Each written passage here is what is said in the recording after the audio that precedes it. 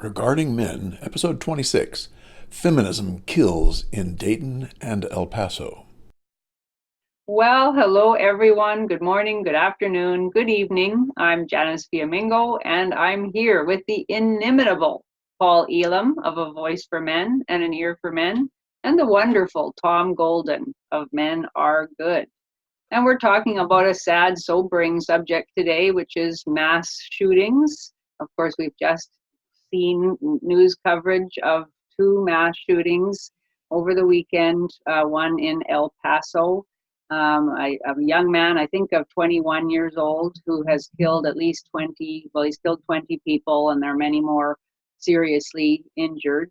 And also another then following, was it an actual copycat killing? Do we know that the one was inspired by the other? I'm not sure, but another one shortly after in Dayton, Ohio, another young man, I think of 27 years old, who killed 9 people in a nightclub area, including his sister, and who was himself killed by police. In the other case, the case of the El Paso shooter, it likely seems that he was intending to die at the scene, since many of these mass shootings tend to be mass shootings and suicides, but he didn't die at the scene, perhaps found himself unable to kill himself in the end.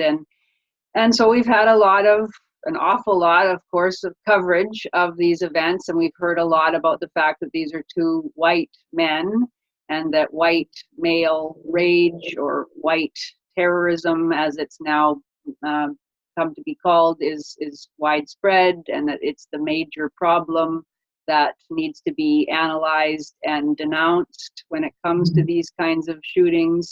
There have been all sorts of tweets about how white nationalism or white supremacism is on the rise and is the primary explanation for what we're seeing.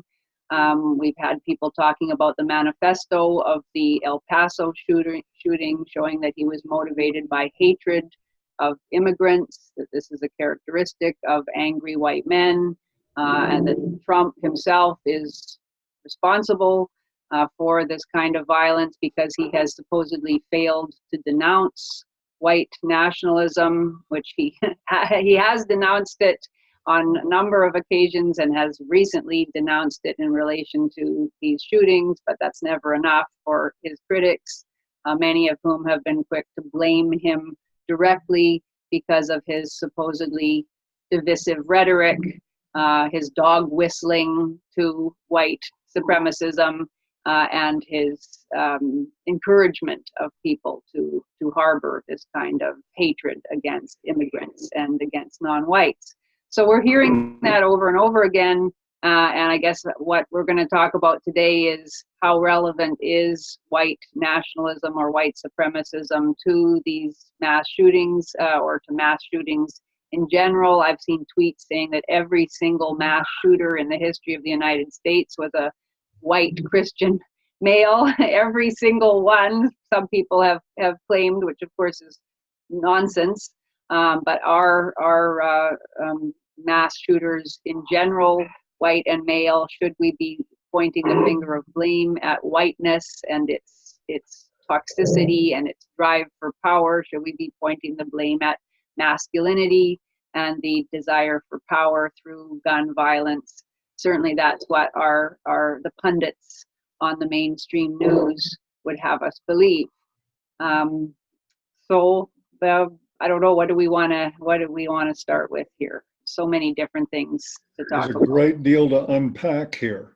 And I mean, one of the first things that comes to my mind, of many things that comes to my mind, is that imagine, we know, for instance, that a lot of violent crime is disproportionate in neighborhoods of color. That's a fact. It's not an insult.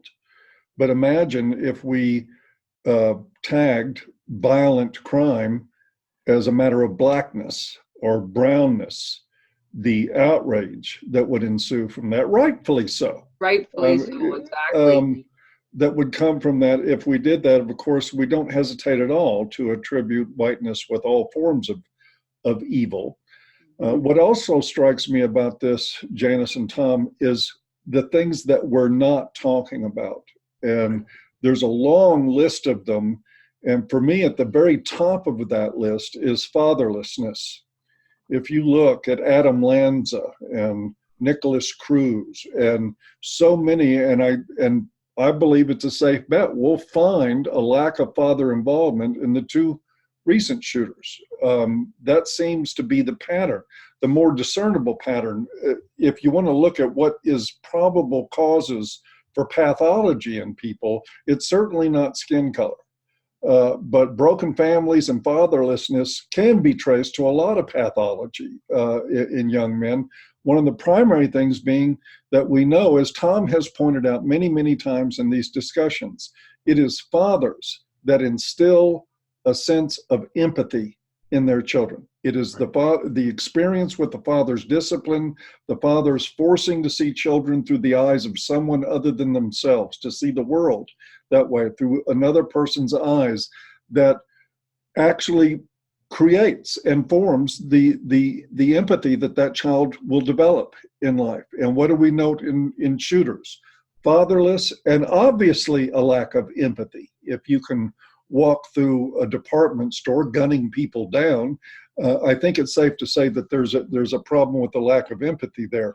What's also notable about many of these, in the cases that I've looked at, is that you also have many of them somewhere on the autism spectrum, which is not to demonize autism, folks, but also a history of being bullied.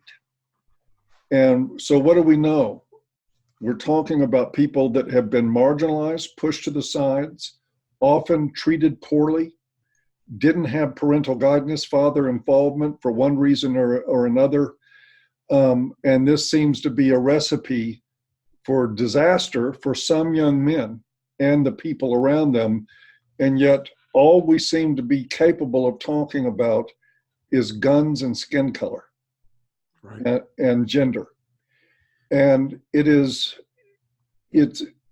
like, how many people have to die before we can have a real conversation about what is causing this problem?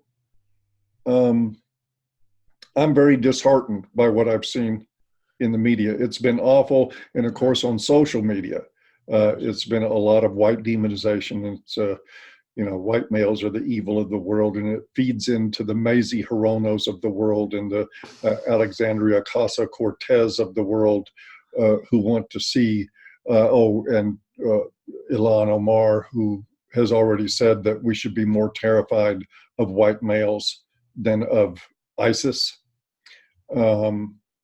This is feeding their narrative. The media is doing it. They're complicit in it. And I think that they are compounding the problem. Yeah. I agree 100% that the top of my list is fatherlessness. I mean, it's just so incredibly obvious, but I also agree that nobody's talking about it. Nobody's saying one word about fatherlessness as being a possible factor in this acting out. Because this is acting out. I mean, these guys are just acting out like crazy. And fatherlessness is at the top of the list for me. Next down the list is probably the sense that people don't give a shit about what boys feel. They don't care about what boys feel. In fact, you see a group of young men walking down the street, you try and avoid them. People will avoid them, much less talk about what's upsetting you now, So boys are growing up in an environment where no one really gives a crap about what they're feeling. In fact, they want to be avoided. And at the same time, what are they taught in school? They're taught that white males were the major problem of our whole culture. That you are the violent ones, that you are the ones that have caused this trouble. You have taken land away from the thises and that's, and you've done this and you've done that. And gosh, can you just imagine a young boy hearing that over and over and over again? He's got no dad at home. He's got no male teachers. He's got nothing. What's he going to do? It would take a fairly mature young man to be able to not act out after years and years of that kind of pummeling, and it is pummeling, Paul and Janice. It's like pummeling. The educational system now is pummeling our young men. The more I hear stories about what's happening now in our educational system, the more it makes me want to throw up. It's just, how could we have gotten to this point? So that's another couple of things we don't hear about. You don't hear about fatherlessness. You don't hear about the emotional piece where boys' emotions are ignored. And you don't hear about the educational system teaching them that they're bad, something wrong with them. Yeah. They should be ashamed of themselves for being white. You know, and if I wanted to grow white nationalism, if I wanted to grow bigots, if I wanted to grow hateful people, I would treat them just like we treat our boys. Yeah, that's exactly what I would do. Yeah. I would tell them they're bad. I would marginalize them. I would make them feel like outcasts. I would cast blame on them for all the ills of society. And then I could sit there and say, oh my God, why are all these young men turning to violence? There must be something inherently defective about them. Yes, exactly. And that's, to me, that's what we're seeing. I agree, there probably is a rise in white nationalism. There probably is. I know there's a rise in anti-Semitism. There's a rise in all kinds of hateful acting out going on. And it's no wonder when you demonize half the population and you leave them very few choices of where they fit. This is, I mean, we saw this with African-American community where the canaries in the coal mine. When we disenfranchised black fathers, when we destroyed the black family, young men went out and formed gangs. Absolutely. And there was also a unified push by our academics to prove that blacks were inferior to whites. This went on for decades. So it's little wonder that blacks responded to that kind of thing in the same way that the boys are probably responding to their being demonized now. I mean, if you look back at some of that research that was done, it's just appalling, you know, what the researchers did to blacks. Just Barney. Barney's got something to say about it too. He does. He feels very strongly about it, but we're going to shut him up right now. Obviously, he does feel strongly about it. He does indeed, and I agree. I've often thought that I find it surprising, actually, not that there are young men who act out, but that so many restrain themselves given the barrage of hatred that they encounter from, I don't know exactly how early it starts. I think it starts in primary school. It intensifies in high school when they're getting full-on feminist indoctrination at the same time that they are experiencing all the very powerful physical, biologically induced physical and emotional feelings, urges that come with entry into manhood. They're experiencing that, and they're being told that those feelings themselves are shameful, that they're harmful, that they, the young women in their classes can dress and behave in any way they want, and that's empowering and wonderful, but they're not supposed to respond to it in any way. And if they do, even just by looking or making comments, that's somehow contributing to a rape culture, and that they have to feel guilty about their sexualized violence towards women. Then if they do go on to university or college, they're getting an even greater level of this kind of indoctrination. To think that doesn't have an impact, if I wanted to create killers or angry men who want to kill themselves, which I think the suicidal impulse is very strong in these mass killers too. There's really no better way that you could do it. And I've often, I've watched, I remember there was a video a few years ago when Milo was the really big thing, and he was talking at various universities and he was being protested.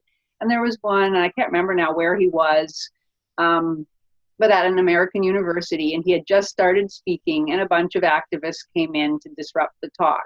And the camera panned over all of those who were there at Milo's talk, and they were mostly young white men.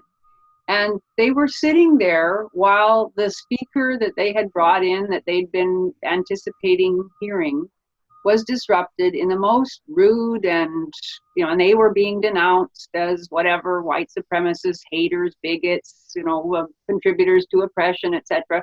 And they were sitting there quietly, with self-restraint, while these activists actually threatened and harassed Milo on stage, took over the stage, started haranguing the audience members and everything. And I just thought, it's remarkable, the level of self-restraint that they're all showing. And you can't expect that everybody is always going to be able to show that level of self-restraint. And at the end of that episode, the president of the university, instead of denouncing the activists who disrupted the talk and were horribly rude and provocative, etc., instead of denouncing them, he denounced Milo, and by extension everybody who wanted to hear what Milo had to say. And he actually made heroes out of those who had disrupted the talk implicitly. And you just can't keep on doing that and telling these young men that they don't belong anywhere, that all they can do is apologize for their existence, that they don't have a community, they don't have a role. Yes, if they have good, positive family reinforcement, maybe they can learn to not to take that in. But if they don't have that, I don't know what we expect them to do, how we expect them to respond. And if this were being done by young women of whatever color, if they were enacting this kind of violence, the discussions on the mainstream networks would be all about what is driving these women. They'd be bringing in all sorts of psychologists and sociologists who would have empathy for what are the common denominators in these young women's lives. Patriarchy. What story? Patriarchy.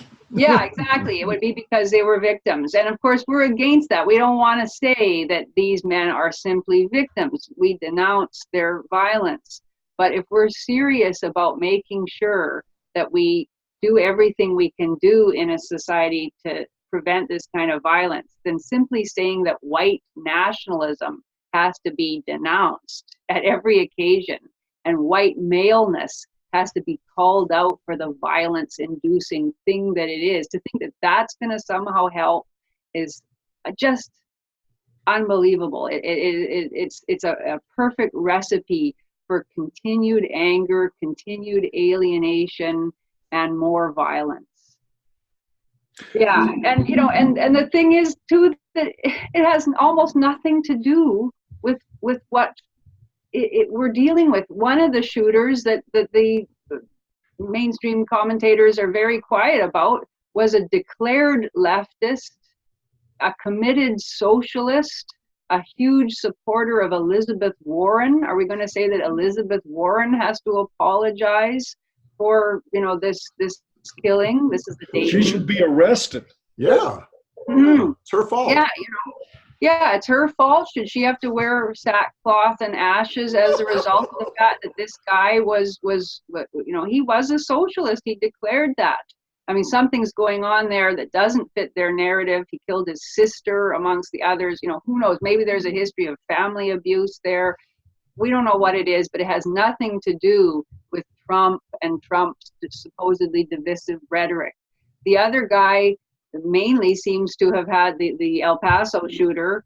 Yes, he expressed anti-immigrant feelings, but his main concern seems to have been environmentalism. The reason he was anti-immigrant was that he wanted universal health care, he wanted greater environmental protections, he was anti-corporatist, and he felt that bringing in more and more people who would be dependent on government services was not the way to promote the universal health care that he was so in favor of, and was also going to be a problem for environmental protection. So, are we going to blame environmentalism for mass killing? Certainly environmentalism is anti-humanist. It's anti-human in general. So, and I'm not averse to talking about ideologies and how ideologies do produce hatred and do sanction violence in cases. But let's at least get our ideologies straight.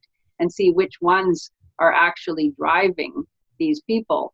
There was a fascinating moment on a Canadian news station last night, at CTV.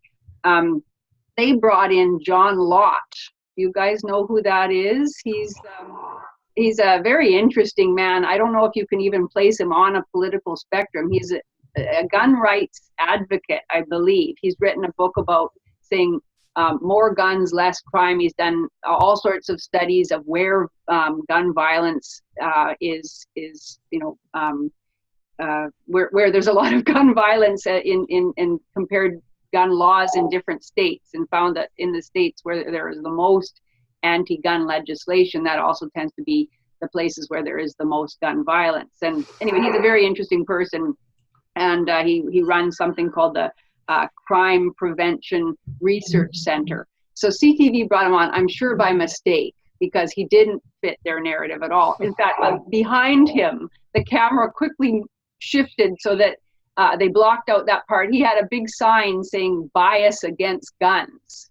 And but you know, the interviewer wanted him to talk about white supremacism as the thing driving these guys. And he said, in most cases, he said 70% of mass killings aren't ideological in that sense at all. Most of them are just people who feel deeply alienated from their society. They're planning to kill themselves, and they want to go out in a way that's going to bring them a lot of attention. A lot of it is copycat violence. This has to do with people who are just so deeply alienated that this seems to be their only option in life. So, we need to be able to talk honestly about whether ideology is a factor or not, and if it is, specifically what kind of ideology that justifies violence, and also to recognize that in most cases, ideology is not the issue at all. I think one of the other things that we really unfortunately have to pay attention to is that the problem of not talking about this and talking about it the wrong way isn't just confined to the political left or to the sycophantic media that is out there right now. I was watching, of course, the news coverage of this was obsessive, and I watched a program who had Matt Gaetz on there. He's a congressman from Florida, and a couple of other conservative voices that I really appreciate in most cases. They discussed the shootings at length. The word father never came up. The impetus never came up. They never talked about how white males are being marginalized and criticized and blamed and shunned by community. They won't talk about any of this. And I don't know if it's ignorance or if it is fear, political fear, that if they take a stand about, God forbid that you say that white people deserve the same fair treatment as everybody else, because I guess that would be some sort of political suicide to make a statement like that. That's white nationalist talk. But we found ourselves in a society that has itself gagged about any honest discussion of these problems across the board.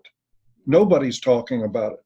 I mean, the closest I've ever seen in recent times was when President Trump said it's a dangerous time in America for young men. Right. And of course, he's an iconoclast, and he is not one to really bow to PC, but everybody else, nobody's talking about the problems. And why is that, Paul? Well, gynocentrism, Yeah. I think, has a huge play in it. One, for the gender part of it, and the other part is racial politics, or is obsessively wrong as gynocentrism is in this culture. We can't, the moment you criticize a black politician, you're a racist. If you support a white politician, you're a racist. And God forbid you support white people as a class at all. That's sacrilege, right, in the worst possible way. There's a lot of reasons for it, but I think the main reason for it is political cowardice on the right. Yes. Absolute political cowardice. Matt Gaetz, these other people, these guys that we normally people like me support, and I do support them in a lot of ways politically, I don't do so without acknowledging that they're all still cowards in their own way. They won't stand up and speak the truth to power. And we have a convoluted notion of what power is in this country too. It isn't speaking truth to power to criticize white people who are seen as powerful. That's not truth to power. Speaking truth to power is speaking truth to the political power about the narrative in this country. That's what takes courage. Yes. And we're severely lacking it. And I suppose, to be fair, we have to filter this all down to cowardice in the voting population, that we won't come out in force for somebody that will tell the truth. We'll go with the flow.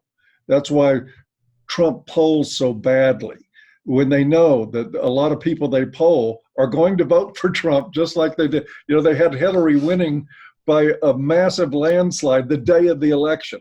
Yep. Because of all the polls they did. And what they figured out is that Trump voters won't tell you they're going to vote for Trump. Right. We live in a very sick society. It should not be any surprise that we're having tragedies like this. And as much as I hate to say it, I'm going to acknowledge something here that I think it's important to say. I carry a gun everywhere it's legal.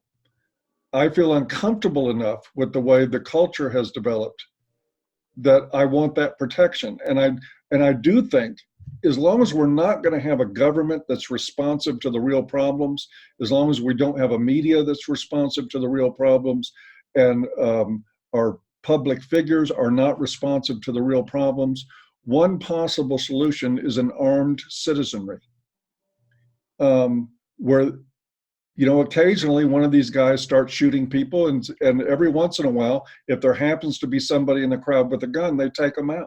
Yep.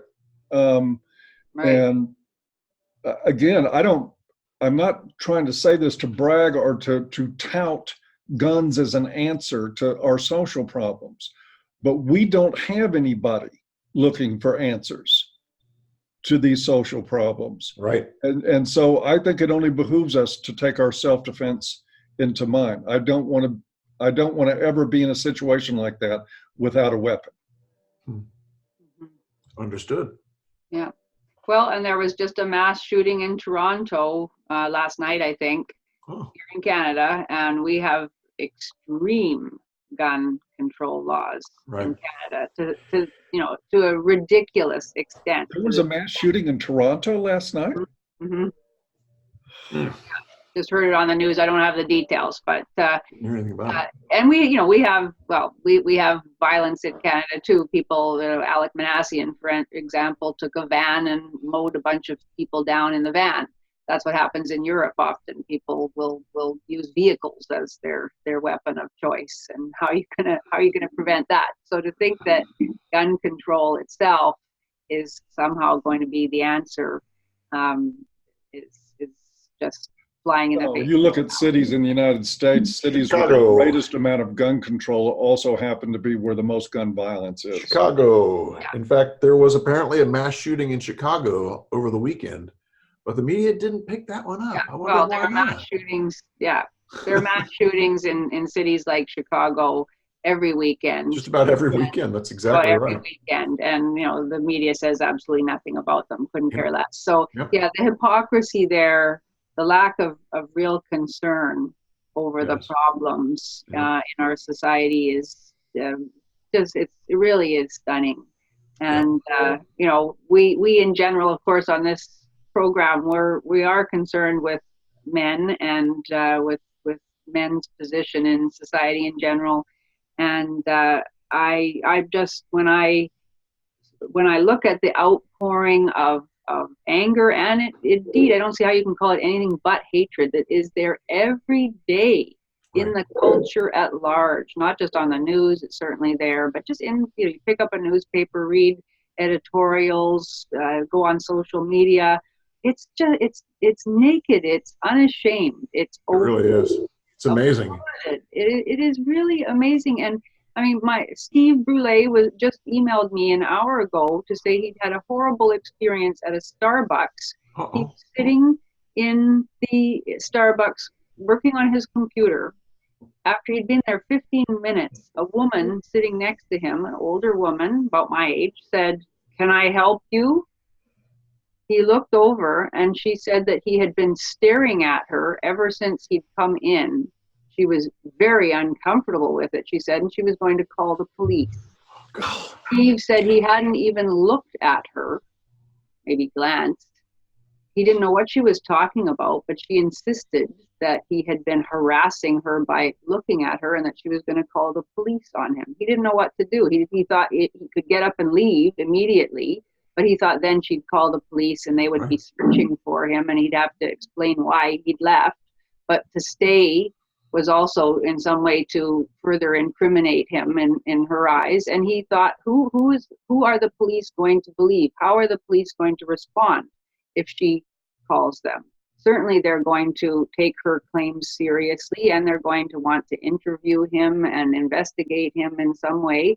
And he felt that nobody would back him up and that although, he might not be charged with anything ultimately, that he would have to endure this humiliating, demeaning, and terrifying experience of being forced to explain himself to the police on a woman's word. And that this is increasingly the experience of all men in our society, no matter what they do, no matter what choices they make in their personal lives, and even when you're sitting in a Starbucks working on your computer and minding your own business, your whole life can be turned upside down because a crazy woman who's been indoctrinated by feminist anger takes against you. I know that has nothing to do with the specific topic we're talking about, but it's part of the whole culture of men feeling that there's nothing they can do to make themselves safe, and that there is this incredible societal blaming of them and desire to have them punished, and that many men themselves, and this is the other thing Steve said, he feels like men are their own worst enemies, that men themselves will say, well, it's worth it so that women don't have to experience harassment and rape. It's worth it. It's and then that is the attitude of many men on both the conservative side and on the left side, that women have suffered so much, and if men have to experience just a bit of what women have experienced, then it's all justified in some way. But it isn't. And to think that some men are not going to respond with rage and despair in equal measure to that experience is just ridiculous. I don't know, I don't have any answers, because it seems to me now the problem is so much, it's saturated in the culture, the anti-male animus. You can deny that it exists, but I don't see how any rational person can claim that it isn't there palpably. You just look at a newspaper, walk into a university classroom, anywhere, any subject, talk to a bunch of women on the street, find out their attitudes towards men being imprisoned for a variety of offenses, or men being shut out of their children's lives, or men being arrested in domestic violence cases, even though the violence is two-way. And you just find this incredible indifference to men's pain and suffering all across the board. And so the fact that there are some men acting out in these violent ways, I'm sure there are many other issues too going on, personal issues. It's worse than that, Janice. I mean, it's believe the false accused. I mean, believe the victim. Believe the victim. It's automatic. It's automatic. It's crazy. Yeah. So of course, guys are living in a crazy place. Poor Steve, really, really difficult spot. Yeah. And what Steve experienced is the result of 50 plus years now of feminist doctrine of absolutely hating men and boys, seeking to harm them, to marginalize them, seeking to punish them for imagined slights. Yeah. This is a half century of abuse that's going on. And what do we know when children are beaten? When they grow up, they figure out, when I get big, I can beat somebody too. That's how family dysfunction and violence is carried on. So I say all that to say this: feminism kills. It Yes. does. Anytime I mean, just the way we treated blacks in this culture for so long, we marginalized them. We created violent communities that way. Yes. And Yes. we're doing the same thing with men right now. And it's absolutely insane. I don't think Elizabeth Warren individually has blood on her hands, but I think the ideology of feminism and I think we're seeing chickens coming home to roost. I really believe that. And it's all relational aggression. This is everything the feminists do in hating men is literally relational aggression. And scientists are starting to get a handle on what relational aggression is. Mhm. And they're seeing, that if you look at it, they did this one study in schools, and they found that the boys were aggressive, physically aggressive, X number of times. But they also found that the girls were relationally aggressive about the same amount of time. But no one does jack diddly to them for that relational aggression. But the boys are punished severely. The same thing's happening in our culture. When the feminists use this relational aggression to hurt men, I mean, they do it intentionally to hurt. No one says boo, and we've got to stop that. We got to start calling them out for that crap, because that's crazy. It's just crazy. All I could say is don't hold your breath. Well, you can. I think that could lead to problems, Tom. A couple of problems. I've solved one of them. I did a video on relational aggression, and that made me feel better. We'll put the link For below.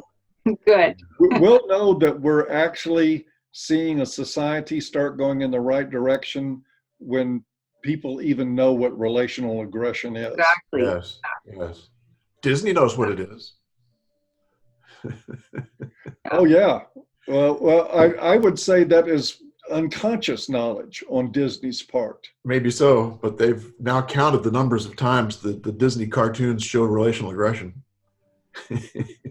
I know it's really numerous. Yeah, I think it was like 10 an hour or something like that. I forget exactly what it was.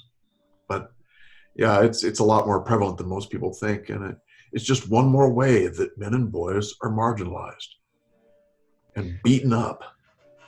This stuff is not working for us very well. No, and then we've got the 0.1% of boys who act out and do these mass shootings, And then the feminists take that and say, see, men and boys are bad.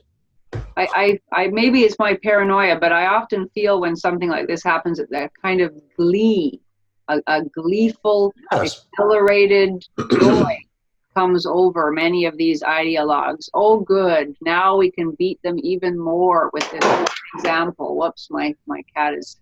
Is that Nandor? That's Nandor. Nandor's feeling Nandor better. wasn't going to be outdone by Barney. No, I agree with you, Janice. I don't think anything makes people like David Futrell happier than mass murder. Yes. I really believe that. I think they roll in that like a pig in mud. And you can watch them when it's a man of color, they get depressed. Oh, it's not a white man. Or they don't talk about it. Yeah, exactly. That too. Talk about it. Yeah. Oh, Yeah, I know it's and you can see that happening even with these two shootings. That the El Paso one is so much more popular because it does at least partially fit the narrative.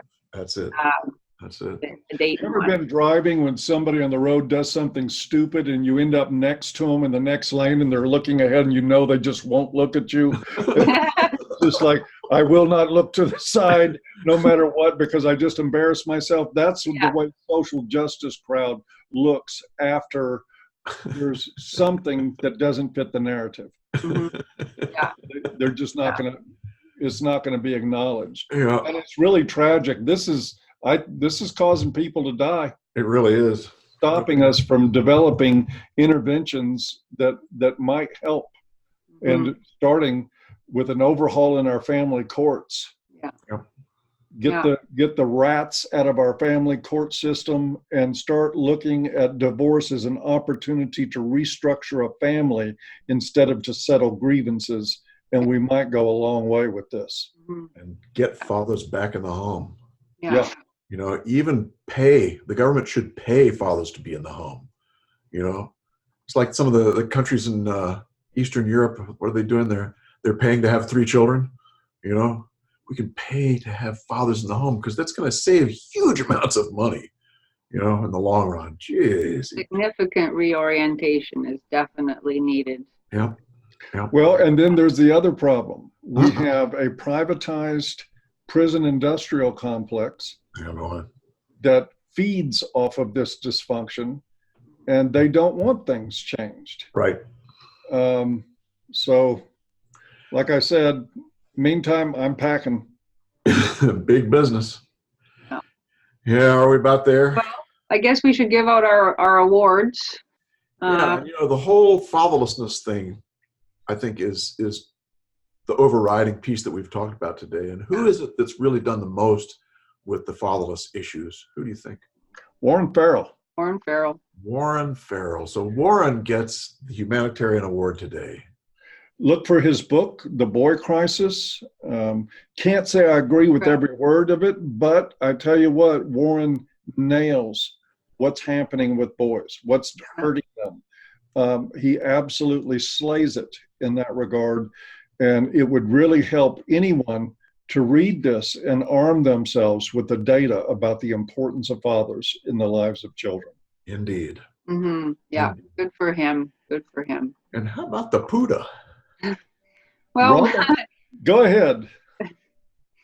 we think that Beto O'Rourke should get the PUTA award. His comments immediately following the El Paso shooting, blaming Trump, saying all of the cliched, predictable things about how Trump is to blame, Trump is responsible because Trump has created a more racist America and Trump has encouraged white supremacism, etc.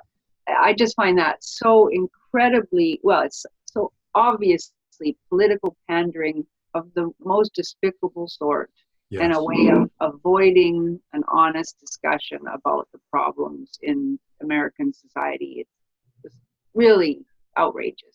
So Beto the Beta, also known as Robert Francis O'Rourke, he gets Yes. the flying puta, and boy, I tell you what, and he speaks Spanish, so he knows what a puta is. Take that, Robert.